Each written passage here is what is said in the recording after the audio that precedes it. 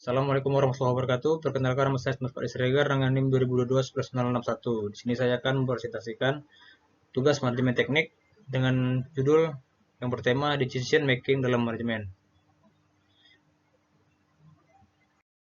Nah, di sini ada decision making. Decision making yaitu dalam manajemen adalah proses memilih tindakan atau solusi dari beberapa pilihan yang ada untuk mencapai tujuan organisasi. Keputusan yang diambil dalam berupa keputusan operasional sehari-hari atau keputusan strategis jangka panjang. Nah, kemampuan decision making yang baik sangat penting dalam dunia kerja dapat membantu perusahaan mencapai tujuan bisnisnya. Karyawan yang memiliki kemampuan decision making yang baik dapat bekerja lebih efisien dan efektif. Kemudian ada jenis-jenis decision making. Pertama yaitu ada keputusan strategis. Yang ini adalah keputusan jangka panjang yang menentukan arah dan posisi perusahaan dalam industri. Biasanya dibuat oleh manajemen atas dan memiliki dampak signifikan. Kemudian ada keputusan taktis, yaitu keputusan jangka menengah yang mendukung pelaksanaan strategi, biasanya terkait dengan efisiensi operasional dan alokasi sumber daya. Kemudian ada keputusan operasional. Nah, kemudian keputusan operasional ini yaitu keputusan yang diambil untuk menjalankan kegiatan rutin sehari-hari, biasanya bersifat jangka pendek dan dilakukan di tingkat manajemen menengah hingga ke bawah. Kemudian ada proses decision making.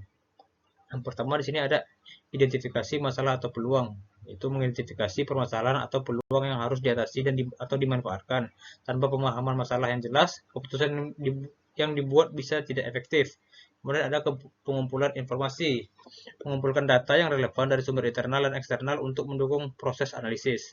Kemudian ada analisis alternatif, yaitu mengidentifikasi beberapa opsi solusi yang memungkinkan serta mengevaluasi pro dan kontra dari setiap opsi. Kemudian ada evaluasi dan pemilihan alternatif terbaik, yaitu berdasarkan kriteria tertentu seperti biaya, efektivitas, dan risiko. Keputusan terpilih dari opsi yang paling relevan dengan tujuan. Kemudian ada implementasi keputusan, yaitu mengikuti prosedur untuk menerapkan keputusan yang telah diambil, termasuk sumber daya dan langkah yang diperlukan.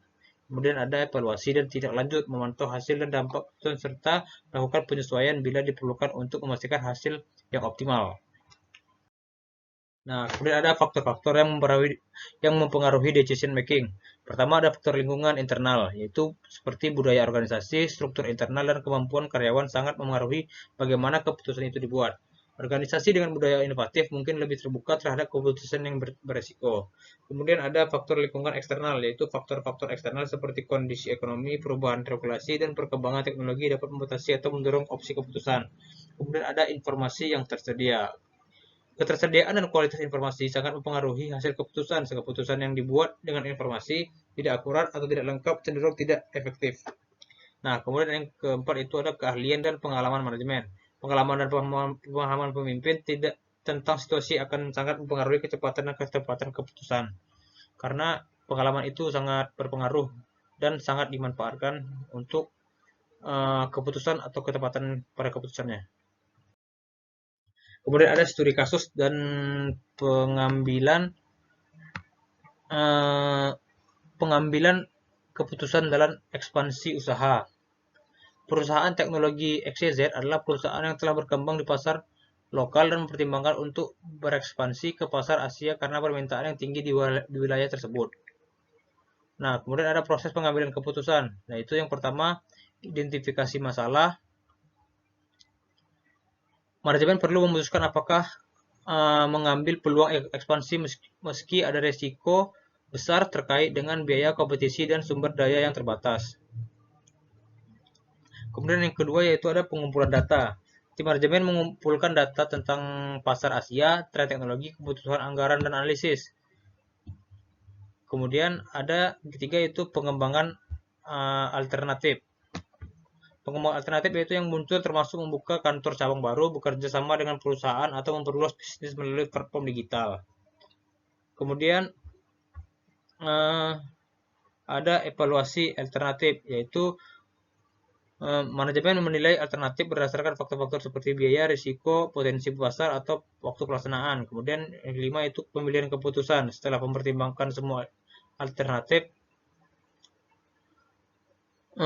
manajemen memutuskan untuk memulai ekspansi melalui kerjasama dengan perusahaan lokal yang sudah mapan. Kemudian ada implementasi keputusan, yaitu memulai kerjasama strategis dengan perusahaan lokal di Asia, melakukan adaptasi produk, dan menjalankan kampanye pemasaran. Kemudian ada yang ketujuh, evaluasi hasil, yaitu setelah 6 bulan hasil menunjukkan peningkatan yang signifikan pada pasar baru. Ini dengan biaya risiko yang terkendali dibandingkan dengan membuka cabang yang baru. Oke, kemudian di sini ada tantangan dalam decision making. Pertama itu informasi yang terbatas atau tidak lengkap. Dalam banyak kasus keputusan harus dibuat meski informasi yang ada belum lengkap atau harus terus berubah.